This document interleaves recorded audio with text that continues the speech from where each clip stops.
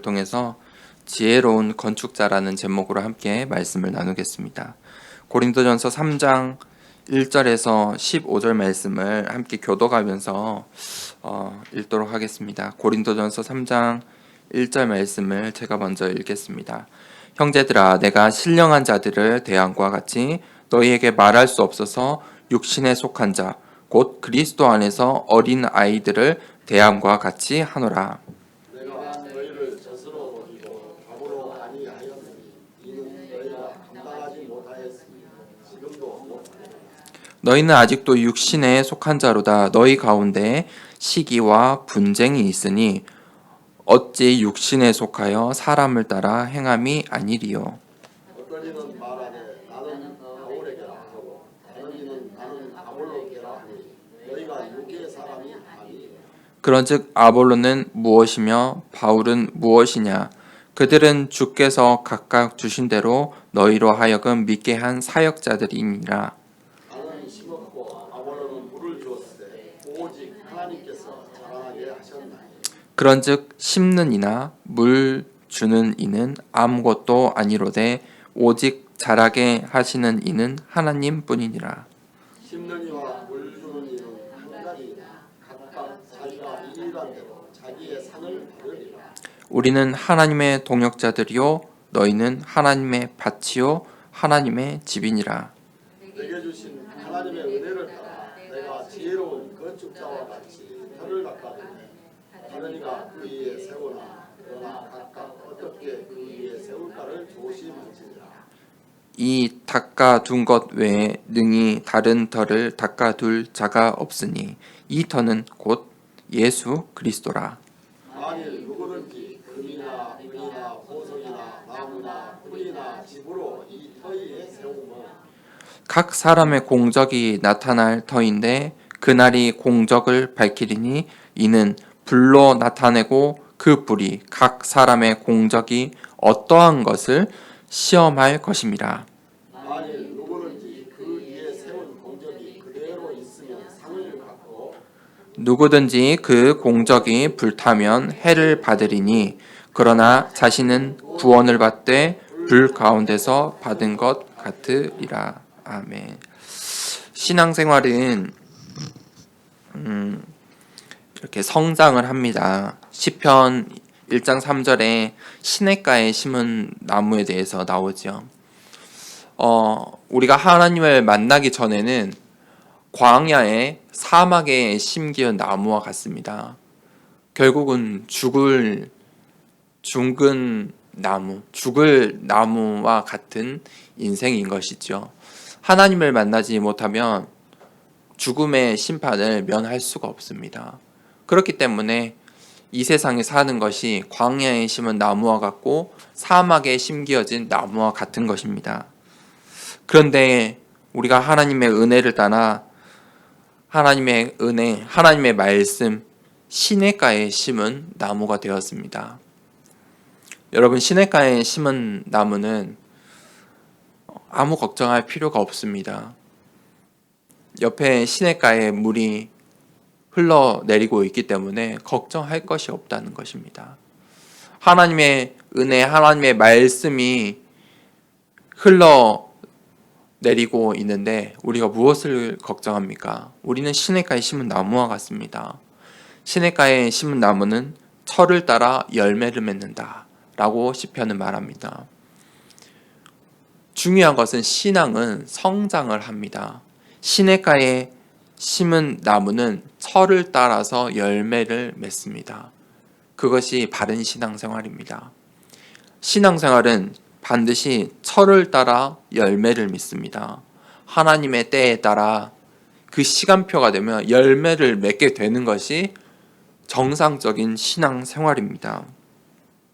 신앙생활은 우리 육신이 어린 아이에서부터 어른으로 자라나는 것과 같이 성장하는 단계와 비슷합니다. 에베소서 4장 13절에는 우리가 다 하나님의 아들을 믿는 것과 아는 일에 하나가 되어 온전한 사람을 이루어 그리스도의 장성한 분량이 충만한 데까지 이르리니, 우리가 그리스도의 장성한 분량이 충만한 데까지 성장해 나가는 것입니다.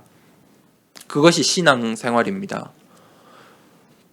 신앙생활은 반드시 성장을 합니다. 그래서 우리가 우리의 신앙생활을 늘 점검을 해야 합니다.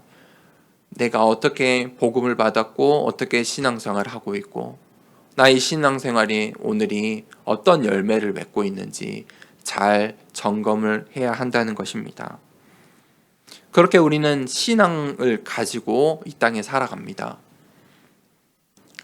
그러면서 우리는 또 우리의 인생을 살아가죠. 성경은 우리의 인생을 집 짓는 것과 같다라고 여러 번 계속해서 비유의 말씀으로 말하고 있습니다. 우리의 인생은 어떤 것이냐? 마태복음 7장 26절에 나의 이 말을 듣고 행하지 아니하는 자는 그 집을 모래 위에 지은 어리석은 사람과 같다. 무슨 말입니까? 하나님의 말씀, 이 복음의 말씀이 이 땅에 흘러 전파되고 있죠. 이 말씀, 하나님의 말씀, 이 복음을 듣고도 행하지 아니하는 사람은 그 집을 모래 위에 짓는 어리석은 사람과 같다. 여러분, 모래 위에 집을 지으면 어떻게 되겠습니까? 비가 오고 바람이 불고 문제가 오면 무너지게 되어 있습니다.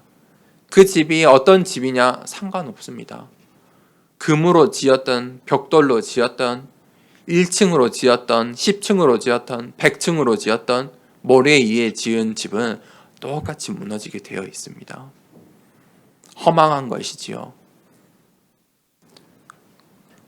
우리가 사는 인생은 어떤 기초 위에 짓는가, 그것이 중요하고 그것이 우리의 인생입니다. 마태복음 7장 24절에서 25절에는 누구든지 나의 이 말을 듣고 행하는 자는 그 집을 반석 위에 지은 지혜로운 사람 같으리니 비가 내리고 창수가 나고 바람이 불어 그 집이 부딪히되 무너지지 아니하나니 이는 주추를 반석 위에 놓은 까닭이요. 우리가 우리의 인생은 집을 짓는 것과 같은데 반석 위에 그 집을 지어야 합니다. 그런 사람이 지혜로운 사람입니다. 반석이 무엇입니까? 예수 그리스도입니다. 이 복음 위에, 예수 그리스도의 복음 위에 우리 인생의 집을 지어야 합니다. 그게 지혜로운 사람입니다. 반석 위에 있는 집은 비가 내리고 홍수가 나고 창수가 나고 바람이 불어도 무너지지 않는 것입니다. 왜냐하면 그 주추를 반석 위에 놓았기 때문입니다. 우리 인생은 집 짓는 것과 같습니다. 여러분, 어떤 반석 위에 집을 짓고 계십니까? 중요한 것은 성경은 심판을 이야기합니다. 이 집을 다 짓고 우리의 인생을 다 살고 나서 심판이 있다고 이야기를 합니다. 그 심판은 천국과 지옥입니다. 하나님의 심판을 거치고 나면 어떤 이들은 천국에 갈 것이고 어떤 이들은 지옥에 간다는 것입니다. 그것이 심판의 주된 내용입니다. 그런데 우리가 한 가지 이 신앙생활을 하면서 잘 우리가 생각하지 못하고 놓치고 있는 부분은 천국에 들어가서도 다 똑같은 천국의 축복을 누리는 것이 아니라는 것입니다. 천국에서도 어떤 집을 지었는지에 대한 보상이 있다는 것입니다. 잠언 22장 4절에 겸손과 여호와를 경외함의 보상은 재물과 영광과 생명이나니. 성경은 이렇게 보상을 이야기합니다. 반드시 이 땅에서 어떻게 살았는지에 대한 보상이 있다는 것입니다. 히브리서 11장 6절에는 우리 하나님께서 상 주시는 이심을 믿어야 할지니라. 상 주신다. 그 말은 모든 이에게 똑같이 주어지는 복이 아니라는 것이죠. 천국에 들어가서도 어떤 집을 지었는지에 대한 보상이 반드시 있습니다. 그렇기 때문에 우리가 이 땅에서 사는 삶이 소중하고 중요하고 특별하다는 것입니다. 그래서 구원파의 교리가 잘못된 것이죠.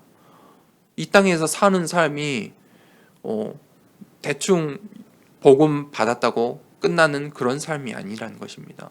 반드시 이 보상이 있습니다. 오늘 이 서론을 잘 가지고 고린도 전서 말씀을 보기 원합니다. 어떤 인생이 지혜로운 건축자의 인생인지, 우리가 지혜로운 인생, 지혜로운 건축자의 인생을 어떻게 살아야 할지 고린도전서 말씀을 통해서 더 자세히 보기 원합니다. 첫 번째 대지는 고린도 교회에 문제가 있었습니다. 그게 이제 1절부터 9절에 쭉 나와 있습니다. 3장 1절에 형제들아 내가 신령한 자들을 대함과 같이 너희에게 말할 수 없어서 육신에 속한 자 곧 그리스도 안에서 어린 아이들을 대함과 같이 하노라. 내가 너희를 젖으로 먹이고 밥으로 아니하였노니 이는 너희가 감당하지 못하였음이거니와 지금도 못하리라.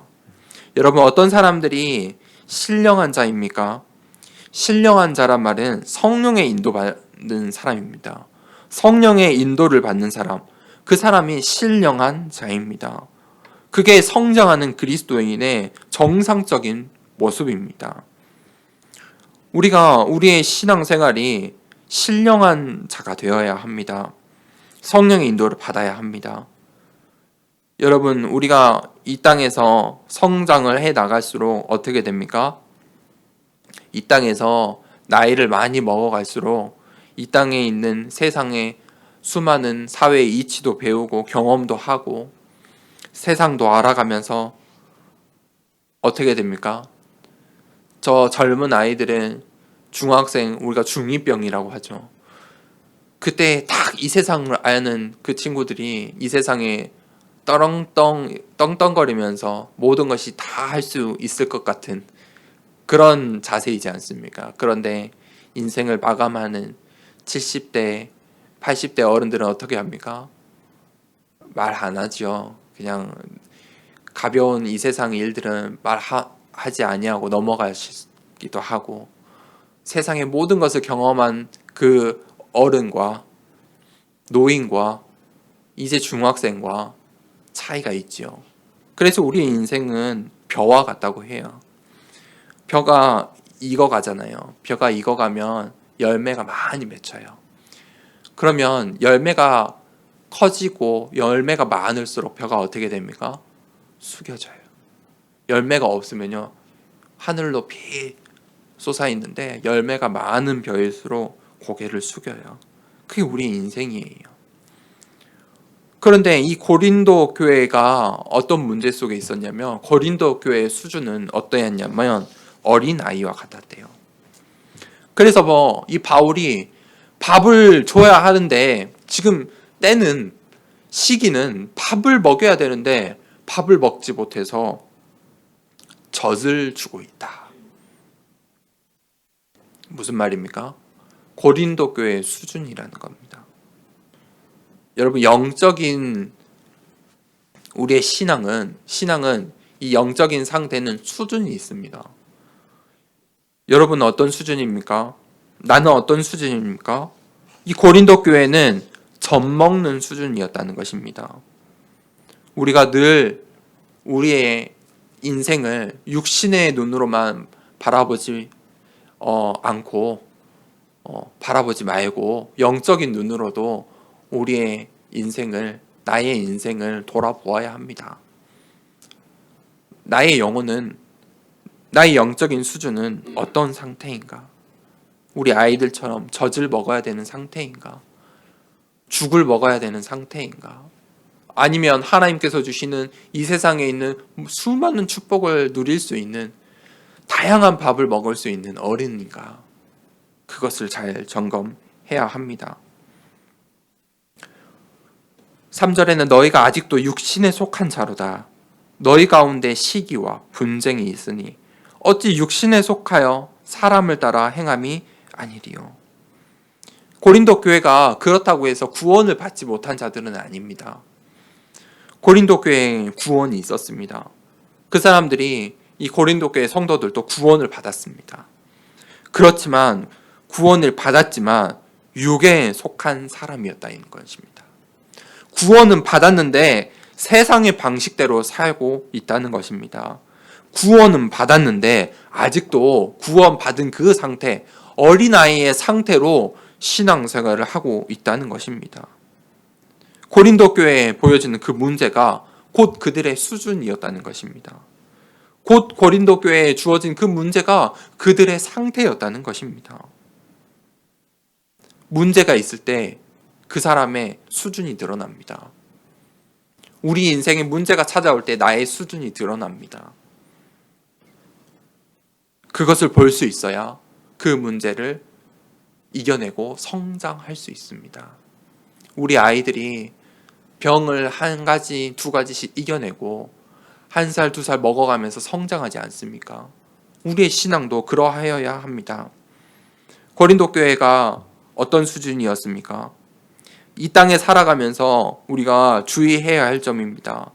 이 비교하는 생각은 굉장히 무서운 것입니다. 비교 의식을 가지면 사람이 반드시 다른 이들을 시기하게 되어 있습니다. 나와 남을 비교하기 시작하면 반드시 시기하게 됩니다. 시기를 하면요, 반드시 분쟁이 일어납니다.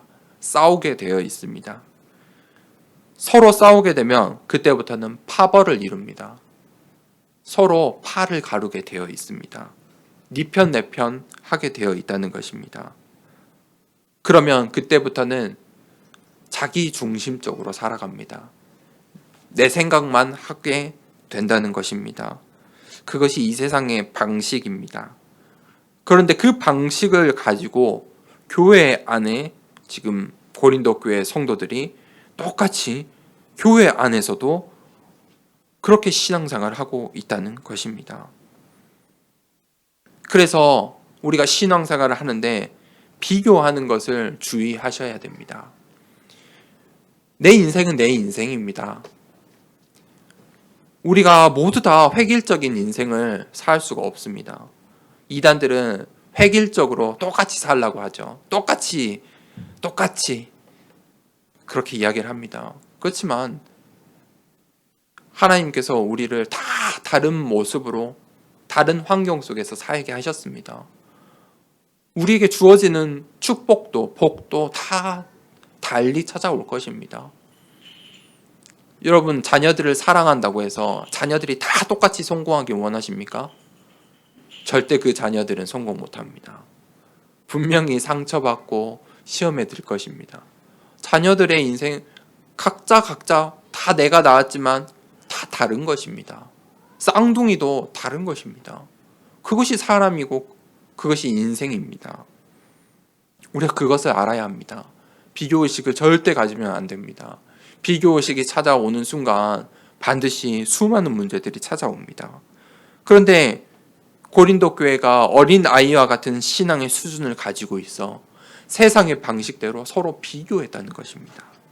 그래서 고린도 교회에 어떤 문제가 일어났습니까? 4절에 보니까 어떤 이는 말하되 나는 바울에게라 하고 다른 이는 나는 아볼로에게라 하니 너희가 육의 사람이 아니리요. 결국은 이렇게 파벌을 이루게 됩니다. 이 바울과 아볼로는 실제 둘의 관계에서는 아무 문제가 없었습니다. 바울과 아볼로는 굉장히 잘 맞는 팀이었습니다. 그런데 교회 안에서 아볼로파, 바울파로 갈라져 있다는 것입니다. 이 바울의 심정이 어떠했겠습니까? 저는 이 심정이 조금이나마 이해가 됩니다. 바울의 심정이 어땠겠습니까? 굉장히 마음 아팠을 것입니다. 답답했을 것입니다. 파를 이루고 분파를 이루는 사람들과 대화하는 것조차 정말 어려운 일입니다.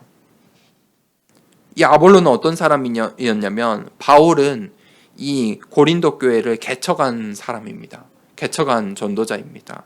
그리고 그 교회를 세운 인물이 바울이라면 아볼로는 이 고린도 지역의 실제적인 사역자였습니다. 실제 사역은 사실 아볼로가 전부 다 한 것입니다. 실제 아볼로는 그 고린도 교회에 담당하고 있는 사역자였습니다. 그런데 이 고린도 교회 성도들이 그들의 수준 때문에 분파를 조장하고 서로 싸우고 파를 이루고 있었다는 것입니다. 그것은 절대 성령 인도가 아닙니다. 네 편 내 편 하는 것은 절대 성령 인도가 아닙니다. 네 사람 내 사람 하는 그것은 절대 성령의 인도가 아닙니다. 그것은 육의 생각입니다. 3장 5절에서 9절에 그런즉 아볼로는 무엇이며 바울은 무엇이냐? 그들은 주께서 각각 주신 대로 너희로 하여금 믿게 한 사역자들이니라. 나는 씨 먹고 아볼로는 물을 주었으되 오직 하나님께서 자라게 하셨나니 그런즉 심는 이나 물 주는 이는 아무것도 아니로되 오직 자라게 하시는 이는 하나님뿐이니라. 여러분, 교회는 누구의 것입니까? 하나님의 것입니다. 바울은 자신의 사역은 심부름꾼이라고 이야기합니다. 그리고 그 결과는 모든 것이 하나님의 몫이라고 이야기합니다. 그리고 교회에 수많은 사역자들, 아볼로를 포함해서 많은 사역자들이 있는데 우리가 하나님께서 세우신 이 교회에 각자의 몫을 하는 것이다. 우리가 수고한 만큼 각자 상을 받는 것이다 라고 이야기를 합니다. 여러분, 신앙생활에 반드시 보상이 있습니다. 바울도 그 부분을 이야기하죠. 각자가 자기가 일한 대로 자기의 상을 받으리라. 이 개념을 반드시 우리가 늘 알고 있어야 합니다. 그래야 이 땅에서 사는 삶이 저 구원파들처럼 대충 획일적으로 저 이단들처럼 살지 않습니다. 각자 자기의 상이 있습니다. 우리가 그거를 바라보고 사역한다는 것입니다. 그런데 교회 사역을 하는데 이만큼은 내가 한 것이고 저만큼은 네가 한 것이고 이것은 내가 했고 너는 그냥 이걸 했을 뿐이고 이렇게 비교하는 의식을 갖기 시작하면 반드시 문제가 오는 것입니다. 그것은 성령의 인도가 아닙니다. 그런 생각은 그 사람의 영적인 수준을 이야기하는 것입니다. 각자의 몫이 있는 것입니다. 각자가 수고할 양이 있는 것입니다. 하나님의 눈으로 봤을 때 9절에 보면 우리는 하나님의 동역자들이요 너희는 하나님의 밭이요 하나님의 집이니라. 하나님이 보실 때는 우리 모두가 똑같은 동역자이고 똑같은 하나님의 밭이고 똑같은 하나님의 집이라는 것입니다. 왜 그렇습니까? 모든 것의 주인 되시는 분은 하나님이시기 때문입니다.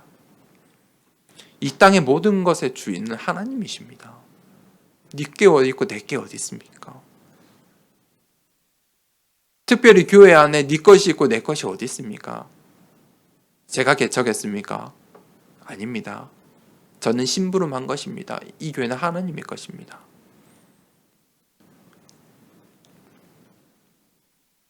여러분이 개척했습니까? 아니죠. 여러분들도 각자의 역할에 수고하고 심부름하는 것입니다. 그러면 우리가 개척했으니까 내가 개척했으니까 이 교회를 크게 부흥시켜야 합니까? 그것도 잘못된 생각입니다. 우리가 각자의 역할을 다할 때 결과는 하나님께서 열매는 하나님께서 주시는 것이라는 것입니다. 제가 맺는 게 열매가 아닙니다. 제가 여러분들이 사람들을 많이 모아두어야 한다는 그 생각조차도 비교의식에서 시작되는 것입니다. 영적인 수준입니다. 우리가 그러한 영적인 수준에서 넘어서야 합니다. 성장해야 합니다. 우리가 고린도 교회를 보면서 우리가 그러한 영적인 수준이 되지 않기를 기도해야 합니다. 두 번째 대지입니다. 그러면서 바울이 우리의 신앙생활은, 우리의 인생은 하나님의 집을 세우는 것이다 라고 설명을 합니다. 그것이 바로 10절에서 마지막 절까지의 설명입니다. 10절에 내게 주신 하나님의 은혜를 따라 내가 지혜로운 건축자와 같이 터를 닦아두매 다른 이가 그 위에 세우나 그러나 각각 어떻게 그 위에 세울까를 조심할지 이다니라. 이 닦아둔 것 외에 능히 다른 터를 닦아둘 자가 없으니 이 터는 곧 그리스도 예수 그리스도라. 이 우리가 예수 그리스도의 터 위에 집을, 교회를, 우리의 인생을 세워가는 것입니다. 그것이 하나님의 집입니다. 제가 왜 교회의 인생이라 하느냐? 하나님의 집은 이 교회가 대표적이지만 우리의 인생, 우리도 하나님의 집이기 때문입니다. 우리도 하나님의 성전이기 때문입니다. 그래서 우리가 눈에 보이는 이 교회를 세우는 것뿐만 아니라 우리의 인생도 하나님의 집이기 때문에 똑같다는 것입니다. 그래서 우리가 하나님의 은혜를 따라 예수 그리스도라는 반석, 그 터 위에 우리가 각자 재료를 가지고 집을 세워가는 것입니다. 12절부터 15절에 계속해서 설명을 하는데, 만일 누구든지 금이나 은이나 보석이나 나무나 풀이나 짚으로 이 터 위에 세우면, 지금 인생을 이야기하는 것입니다. 집을 세워가는 과정을 이야기합니다. 각 사람의 공적이 나타날 터인데 그 날이 공적을 밝히리니 이는 불로 나타내고 그 불이 각 사람의 공적이 어떠한 것을 시험할 것임이라. 만일 누구든지 그 위에 세운 공적이 그대로 있으면 상을 받고 누구든지 그 공적이 불타면 해를 받으리니 그러나 자신은 구원을 받되 불 가운데 받은 것 같으니냐. 무슨 말입니까? 우리가 그리스도 위에, 지금 이 말씀은 불신자들에게 하는 말씀이 아닙니다. 모든 이들, 지금 고린도교 성도들에게, 우리에게 하는 말씀입니다. 반석 위에, 예수 그리스도라는 반석 위에 우리가 인생을 시작하였습니다. 지금 모두 다 시작한 상태입니다. 맞습니까? 여러분 인생 예수 그리스도 위에 시작하셨습니까? 그때부터 진짜 인생의 시작입니다. 그렇게 시작을 하였는데 이제 각자가 그 터 위에 집을 세워 나가는 것입니다. 어떤 사람은 금으로, 어떤 사람은 은으로, 어떤 사람은 보석으로 집을 지어갑니다. 그런데 또 어떤 사람은 나무로, 어떤 사람은 풀로, 나무로, 집으로 그 터 위에 집을 세워갑니다. 나무나 풀이나 집은 어떤 것입니까? 쉬운 것들입니다. 금과 은과 보석은 왜 값어치 있습니까? 구하기 어렵고 귀중하고 소중하고 다루기 어렵기 때문에 그것이 가치 있는 것입니다. 여러분에게 보석이 있습니다. 다이아몬드를 발견했습니다. 제가 여러분들에게 그 광석에 있는 그 돌 모양의 다이아몬드를 줍니다. 그걸 최고의 가치를 여러분들이 낼 수 있습니까? 그게 다이아몬드인지 애들 장난감인지 구별도 못할 거예요. 그렇지만 그 보석을 다룰 줄 아는 기술자가 보면 엄청 가치 있는 것입니다. 그것을 다듬고 디자인하고 거기에 다른 것을 살짝 첨가하면 세계 최고의 보석이 되는 것입니다. 이해가 되십니까? 금과 은과 보석으로 그러한 재료로 집을 짓는다는 것은 보통 일이 아닙니다. 나무와 풀과 짚으로 집을 짓는 것은 누구나 할 수 있는 것입니다. 널린 게 나무고 널린 게 풀이고 널린 게 집 아닙니까? 신앙생활을 그렇게 하는 것입니다. 고린도 교회 성도들이 나무와 풀과 짚으로, 이 세상의 원리로, 이 세상의 방식대로 신앙생활을, 인생을 지금 그 집을 지어가고 있다는 것입니다. 그런데 중요한 것은 그것을 평가하는 때가 있습니다. 하나님께서 그 공적을 평가하시는 때가 옵니다. 그래서 우리가 심판날에 천국과 지옥의 심판을 거치고 나면 천국에 들어가는데 그때 우리의 공적을 확인하십니다. 어떻게 확인하시냐? 그것을 불의 심판으로. 불의 심판으로. 나무와 풀과 짚에 불의 심판을 가하면 어떻게 됩니까? 남는 것이 있습니까? 없습니까? 하나도 없습니다. 잿덩이밖에 없습니다. 그런데 금과 은과 보석으로 지은 집은 불의 심판을 거쳐도 어떻게 됩니까? 든든히 살아남습니다. 좋은 보석일수록 불의 심판을 지나도 똑같이 빛을 발할 것입니다. 그리고 하나님께서 그 공적대로 상을 베푸신 거라고 성경은 말하고 있습니다. 14절에 누구든지 그 위에 세운 공적이 그대로 있으면 상을 받고 누구든지 그 공적이 불타면 해를 받으리니 그러나 자신 구원을 받되 불 가운데서 받은 것 같으리라. 모두 다 구원은 받습니다. 예수 그리스도의 터 위에 집을 세운 사람 모든 사람 다 구원을 받는데 불 가운데 구원을 받은 것 같다. 부끄러운 구원입니다. 우리의 교회를 어떻게 세워가야 되겠습니까? 우리가 우리의 인생을 어떻게 세워가야 되겠습니까? 무엇으로 세워나가겠습니까? 신앙생활을 대충 나무와 풀과 짚으로 하시겠습니까? 우리의 인생을, 우리의 교회를 그렇게 세워가시겠습니까? 불타버릴 재료는 어떤 것입니까? 바울이 계속 고린도전서에 이야기하고 있었죠. 이 세상의 것들입니다. 이 세상의 지혜입니다. 일시적인 겁니다. 이 땅에서만 유효한 것들입니다. 이 땅의 성공, 이 땅의 재물, 사실 이 땅의 인생이 끝나면 싹 쓸모없는 것입니다. 가져갈 수 없습니다. 천국과 지옥의 심판을 향해 갈 때 다 두고 가야 하는 것입니다. 그런데 영구적인 재료는 어떤 것입니까? 하나님의 말씀입니다. 진리입니다. 복음입니다. 생명입니다. 성령의 열매입니다. 그것만이 천국까지 가지고 가서 누릴 수 있는 복이라는 것입니다. 여러분, 무엇으로 집을 짓겠습니까? 이 땅에서 아름다운 집을 짓는 것이 중요한 것이 아닙니다. 어떤 집을 지었느냐, 결과가 중요하지 않습니다. 어떤 재료로 집을 지었는가, 그 과정, 그것이 중요합니다. 결론을 내리겠습니다.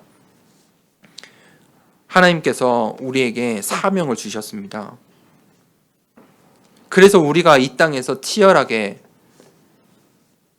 전도자로 살아가는 것입니다. 그렇기 때문에 바울이 인생을 육신의 고통을 이겨가면서 복음을 전한 것입니다. 말이 쉽지 3차 전도 여행을 하면서 수많은 교회를 세우고 이와 같이 지금 자신이 세운 교회에 또 다시 돌아보고 이러한 사역을 한다는 것은 쉬운 일이 아닙니다. 유대인들도 핍박하지, 자신이 세운 교회 안에서도 문제를 일으키지. 고린도 교회를 세웠는데 그 성도들도 네 판이 내 판이 가슴을 썩이는 이 사역이 쉽습니까?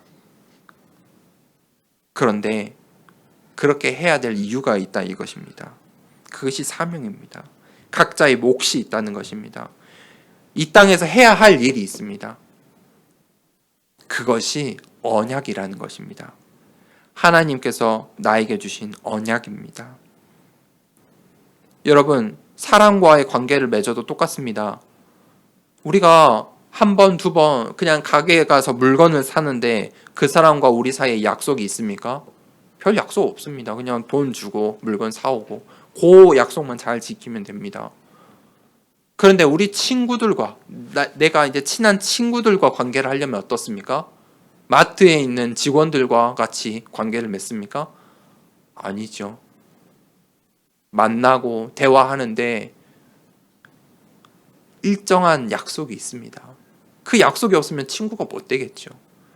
하물며 우리 집안에서는 어떻습니까? 내 자녀들과 우리 남편, 아내와의 관계 속에서는 어떻습니까? 수많은 약속들이죠. 수많은 약속들이 있습니다. 그 약속들을 쓰자면 책 한 권이 될지도 모릅니다. 이거는 해야 되고, 이런 말을 하지 않아야 되고, 이런 행동을 하면 좋고, 안 좋고, 내 자녀들에게 이건 해야 되고, 안 해야 되고, 얼마나 많은 약속들이 있습니까? 왜 그렇게 많은 약속이 있습니까? 중요한 관계이기 때문입니다. 소중한 관계일수록 약속이 많습니다. 하나님과 여러분 사이에 어떤 약속이 있습니까? 대충 한 가지 약속입니까? 주일날 예배 드리겠습니다. 기도하겠습니다. 그런 수준의 약속이 있습니까? 그럼 그런 관계인 것입니다. 그런 영적인 수준인 것입니다. 그런데 나와 하나님 사이에 수많은 약속들이 있습니까? 수많은 언약들이 말하지 못할 책으로 쓸 수 있을 만큼의 약속들, 언약이 있습니까? 여러분의 영적인 수준이 어른과 같이, 어른이, 노인이 이 땅에서 살아가는 겪은 것 같이 그런 수준이라는 것입니다. 약속은 중요한 것입니다. 약속을 없인 여기는 것은 정말 어리석인 것입니다. 약속을 쉽게 생각하고 무시하는 것은 관계를 무시하는 것입니다. 약속을 소중히 여기시길 바랍니다. 왜냐하면 우리 하나님께서 약속을 소중히 여기십니다. 그래서 우리가 이 땅에서 또 약속을 소중히 여기는 것이 중요합니다. 그것이 하나님의 성향이기 때문입니다. 말을 함부로 하고 거짓말을 하고 그것은 하나님의 속성이 아니라 마귀의 속성입니다. 유의해야 됩니다. 주의해야 할 것입니다. 그런데 그 하나님께서 나에게 주신 약속이 있습니다. 나에게만 주신 약속, 언약, 그것이 미션이고 그것이 사명입니다. 그것이 내가 이 땅에서 살아가야 될 이유입니다. 그 이유가 없으면 이 땅에서 계속 우울증이 찾아오고 조울증이 찾아오고 마음의 병이 찾아오고 육신의 병이 찾아와서 삶의 어려움이 오는 것입니다. 이 땅에 살아야 될 이유를 찾아내시길 축복합니다. 그래서 우리가 이 땅에서 하나님 나라의 백성으로 사는 것입니다. 우리는 영적인 군사입니다. 하나님께서 우리에게 미션, 사명을 주셨습니다. 너는 이런 일을 해. 너는 가서 이 지역을 지켜. 정탐꾼의 사명을 주십니다. 너는 가서 밥을 해. 식주인의 사명을 주십니다. 너는 가서 천막을 지어. 너는 가서 앞에서 칼을 들고 싸워. 너희들은 뒤에서 전략을 세워. 너희들은 지휘를 해. 하나님께서 그렇게 사명을 주십니다. 그것이 우리의 언약입니다. 여러분 각자에게 다 다른 언약을 주신 것입니다. 그런데 방향은 한 가지입니다. 하나님 나라. 그것을 위해서 우리를 하나님 나라의 백성으로 영적인 군사로 세우셨습니다. 그 임무를 우리가 성실히 수행하는 이유가 있습니다. 그것이 마지막 결론인데요. 평가가 있다는 것입니다. 하나님께서 주시는 복은 하나님의 기준으로 복이 주어집니다. 이 세상의 기준으로 복이 주어지는 것이 아닙니다. 열심히 산다고 열심히 살면 열심히 산 이 세상의 복이 있는 것이지 하나님의 복이 있는 것이 아닙니다. 하나님의 복을 받고 싶습니까? 하나님의 기준으로 열심히 하셔야 합니다. 그때 영적인 축복이 있습니다. 하지만 이러한 영적인 축복은 이 땅의 것과 전혀 상관없는 것들이 아닙니다. 영적인 축복은 이 육신의 것을 넘어서는 것입니다. 넘쳐나게 하는 것들입니다. 그래서 하나님 자녀에게 지금 하는 말씀입니다. 상과 벌이 있습니다. 하나님 자녀에게도 분명히 상과 벌이 있습니다. 천국은 하나님 자녀들이 이 반석, 예수 그리스도의 반석 위에 집을 짓는 모든 이들이 갈 수 있지만 어떤 집을 짓느냐, 어떤 재료로 집을 짓느냐에 따라서 복이 달라진다는 것입니다. 여러분, 영원한 천국, 영원이라는 시간 속에서 어떤 복을 누리고 싶습니까? 불타버리는 나무와 풀과 집의 복을 가지고 영원의 시간 속에 천국에 가고 싶습니까? 아니면 금과 은과 보석으로 지은 집의 복을 누리고 싶습니까? 그것이 이 땅에서 우리가 성실히 살아야 할 이유입니다. 그것이 이 땅에 우리의 인생을 소중하게 만드는 것입니다. 그것이 바울이 목숨을 다해 전도자로 살았던 이유입니다. 우리에게 주신 그 사명, 언약을 붙잡고 이 땅에서 우리가 복된 인생으로 금과 은과 보석으로 우리의 인생의 집을 지어나가길 축복하고 또 우리가 함께 그렇게 우리의 교회를 지어나갔으면 합니다. 이 시간에 함께 기도하도록 하겠습니다. 받은 말씀 가지고 기도합시다. 하나님, 우리가 이 땅에서 예수 그리스도의 반석 위에 지혜로운 건축자로 살아가기를 원합니다. 우리의 인생이 어떤 인생임을 기억하고 우리에게 주어진 그 사명을 가지고 언약을 가지고 이 땅에서 금과 은과 보석으로 집을 짓길 원합니다. 라고 우리 이 시간에 함께 기도하겠습니다. 하나님 아버지